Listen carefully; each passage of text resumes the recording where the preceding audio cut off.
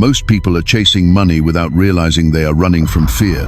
Fear of being left behind, fear of not having enough, fear of tomorrow. And what if I told you that one chapter of the Qur'an directly confronts that fear, dismantles it piece by piece, and replaces it with an unshakable certainty that Shaytan desperately wants to keep away from you? There is a reason this surah makes people uncomfortable, a reason it shakes the heart instead of soothing it, and a reason it has been whispered about for generations as a chapter that changes how a believer understands provision itself. Before we go any further, tell me in the comments, what country are you watching from right now? And if reminders like this strengthen your iman and reconnect you with the Qur'an, make sure you subscribe so you never miss what truly benefits the heart. Surah Al-Waqiah is often recited softly, almost routinely, but very few people stop to ask what it is actually doing to the soul that listens to it with awareness. It is not a surah of comfort in the way people expect comfort to feel. It does not flatter human ambition or promise effortless success.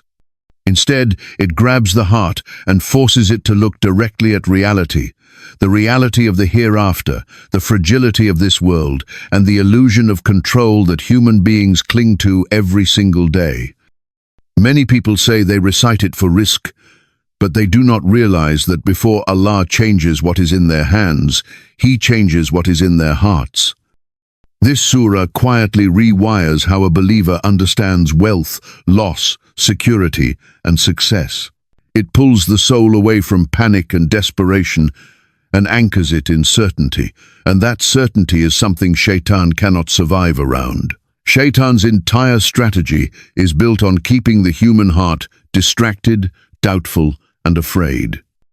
He does not need to stop you from praying altogether if he can hollow out your trust in Allah.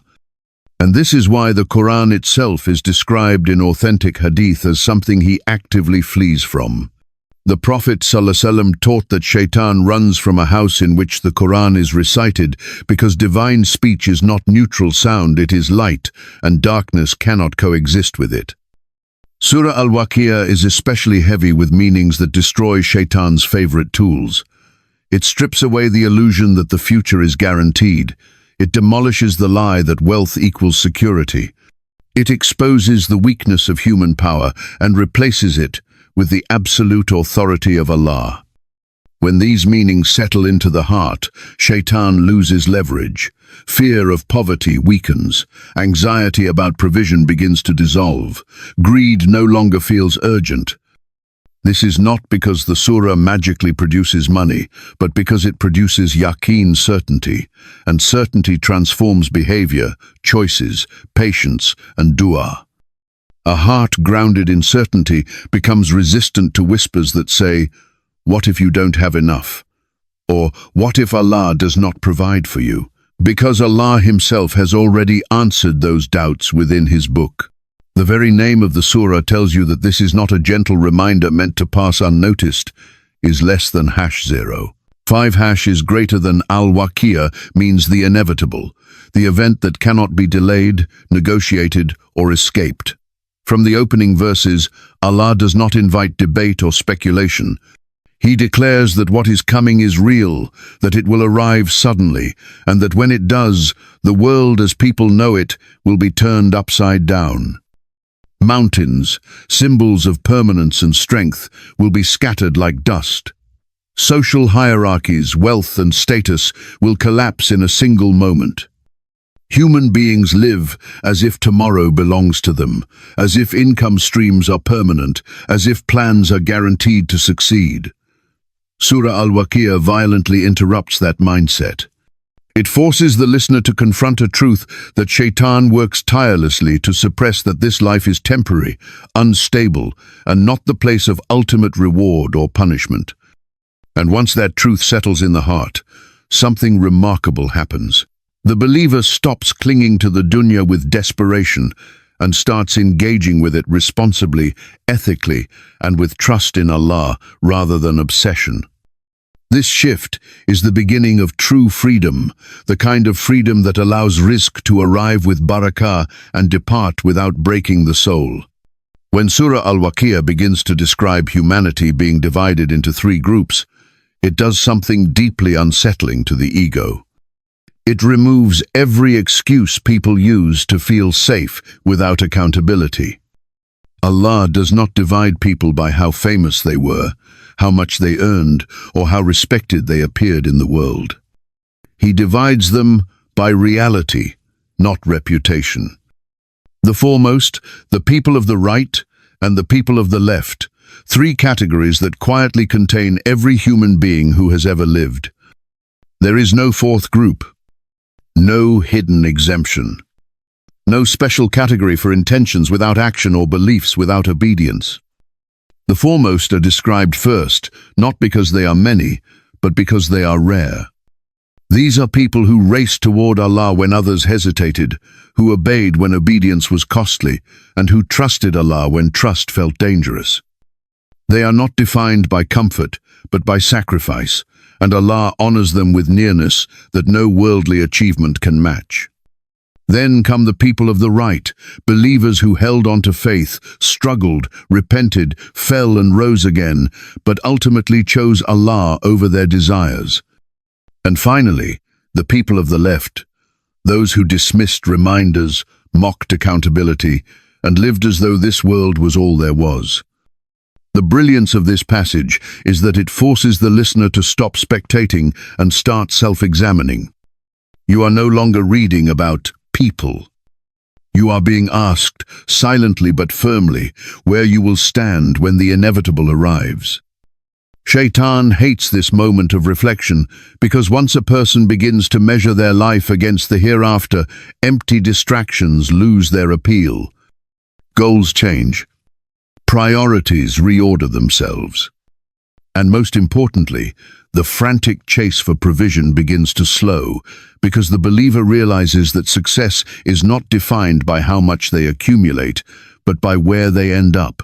As the surah continues, Allah redirects the listener's attention away from people entirely and toward Himself as the sole source of provision.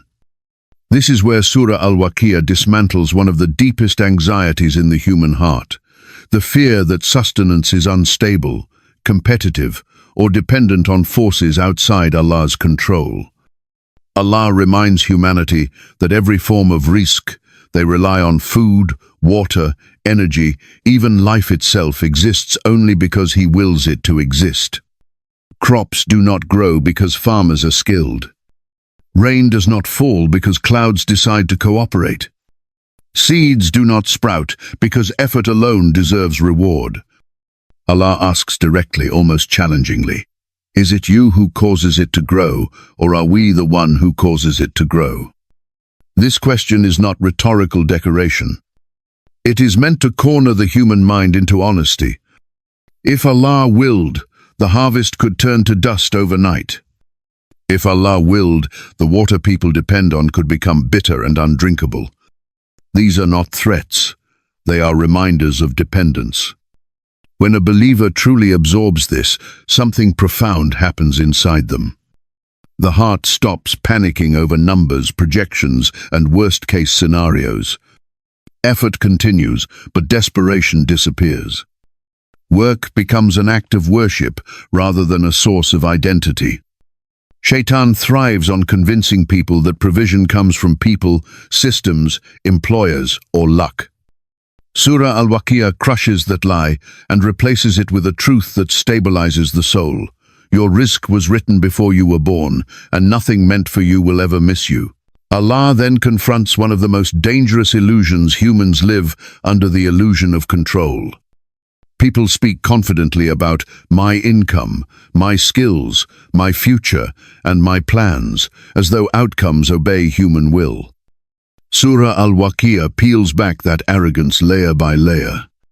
It reminds the listener that even the most basic processes of life operate entirely beyond human authority. You may plant a seed, but you cannot command it to live. You may drink water, but you did not create its purity. You may light a fire, but you did not invent the energy hidden within what burns. Allah states clearly that He is the one who made fire a reminder and a provision, a tool that benefits humanity only because He allows it to. These verses are deeply humbling, and humility is something Shaytan cannot tolerate. Arrogance is his oxygen. The moment a person recognizes their fragility and Allah's absolute control, Shaytan's whispers weaken.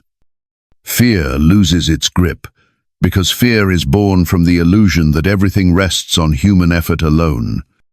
Surah Al-Waqiah does not call believers to abandon effort, it calls them to abandon arrogance. When control is returned to Allah in the heart, the believer gains something far more valuable than financial security. They gain inner stability. And that stability changes how trials are faced, how loss is processed, and how blessings are received. A person who knows Allah is in control does not collapse when provision tightens, nor do they become arrogant when it expands. They remain grounded, patient, grateful, and focused. This balanced heart is exactly what Allah loves and supports, and it is exactly the kind of heart that Shaytan fears most. One of the most dangerous misconceptions Shaytan plants in the human mind is that remembrance of Allah is optional, something to return to only in moments of crisis. The Qur'an, however, exposes remembrance as a form of spiritual protection, a shield that weakens Shaytan's influence over the heart. Authentic hadith clearly state that Shaytan withdraws and recoils when Allah is remembered, because remembrance brings light, and Shaytan thrives only in darkness. Surah Al-Waqiah is saturated with meanings that force the heart into remembrance, whether it wants to or not. Every verse pulls the listener away from distraction and back to ultimate realities: death, resurrection, judgment, and divine power.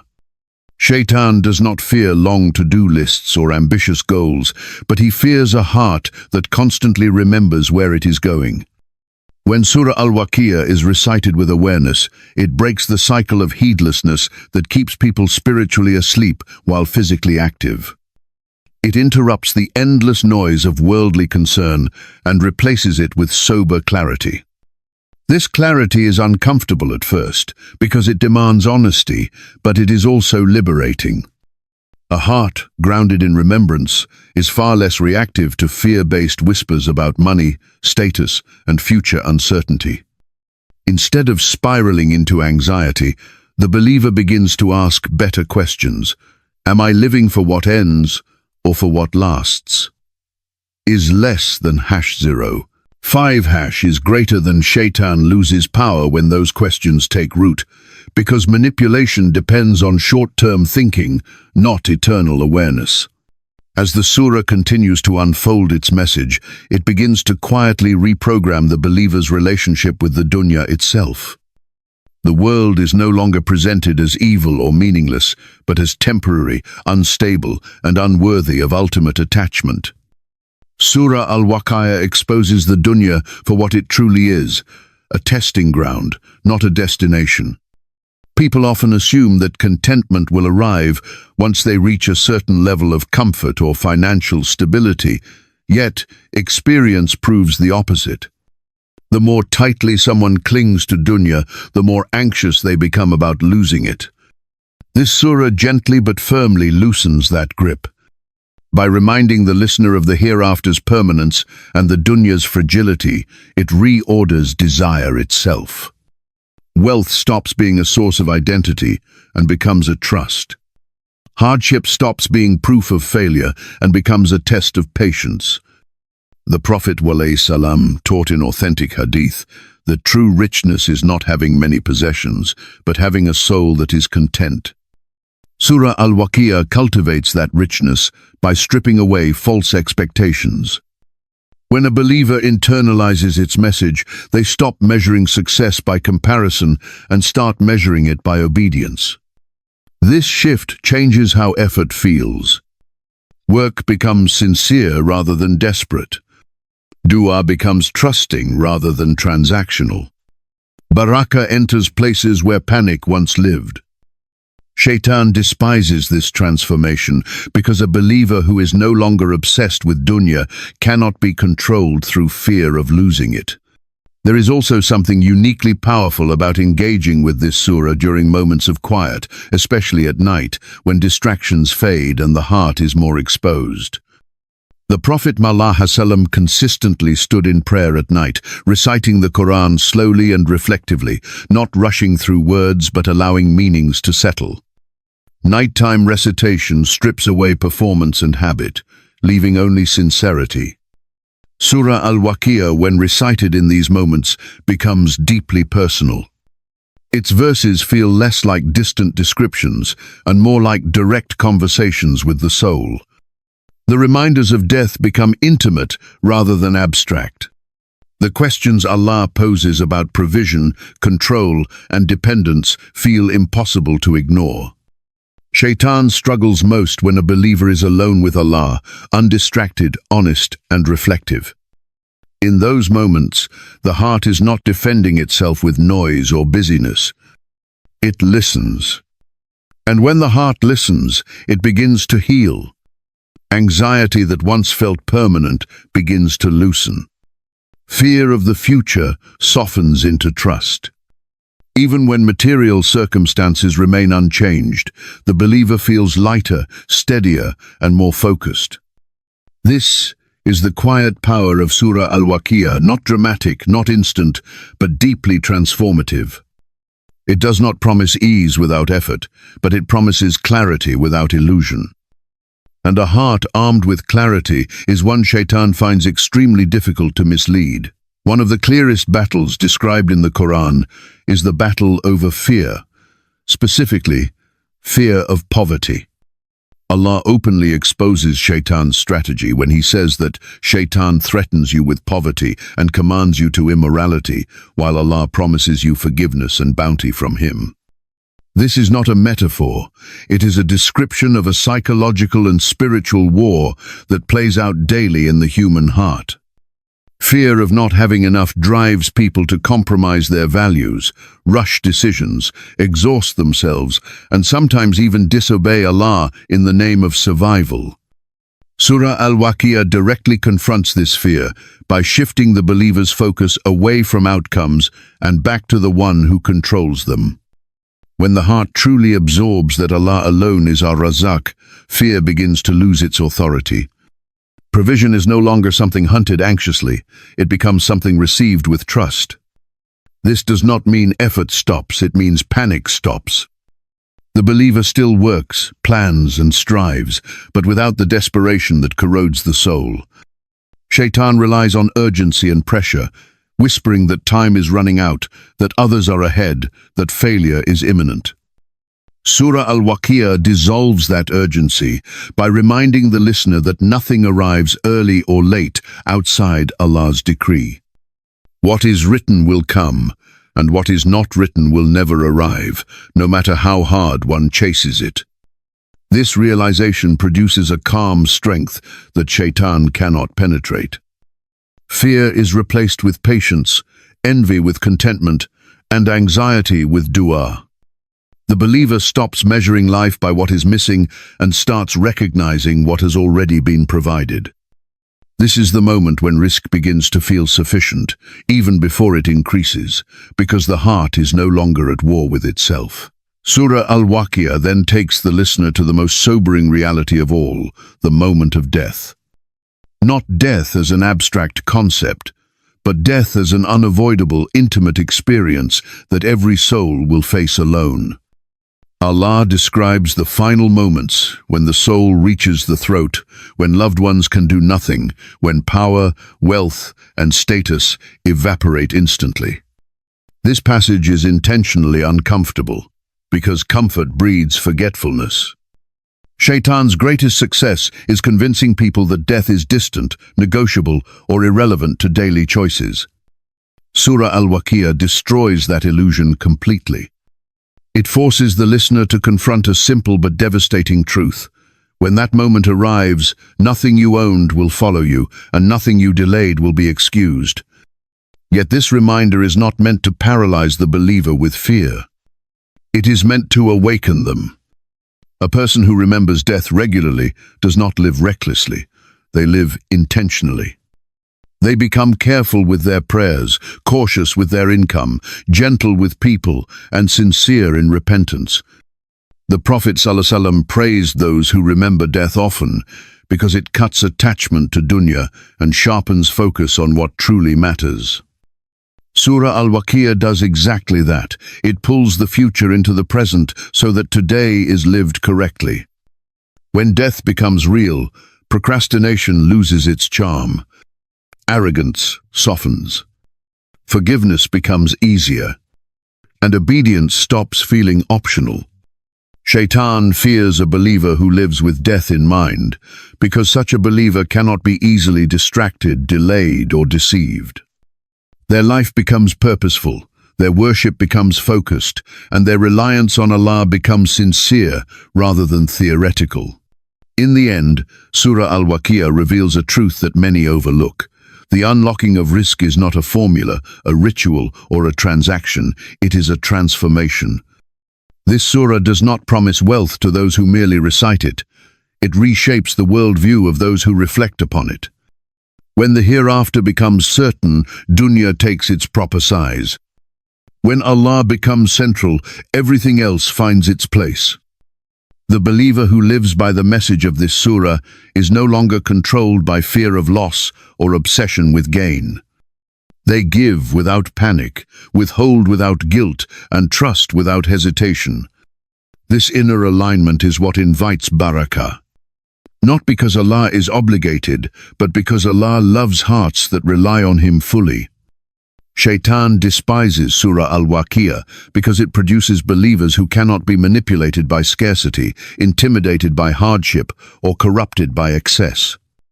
It produces servants who know that provision is a means, not a purpose, and that success is measured by acceptance, not accumulation. When this understanding settles into the heart, life changes, even if circumstances do not immediately do so. Peace replaces restlessness. Trust replaces fear. And the believer walks through dunya anchored, dignified, and unafraid, knowing with certainty that what Allah has prepared is far greater than anything this world could ever offer.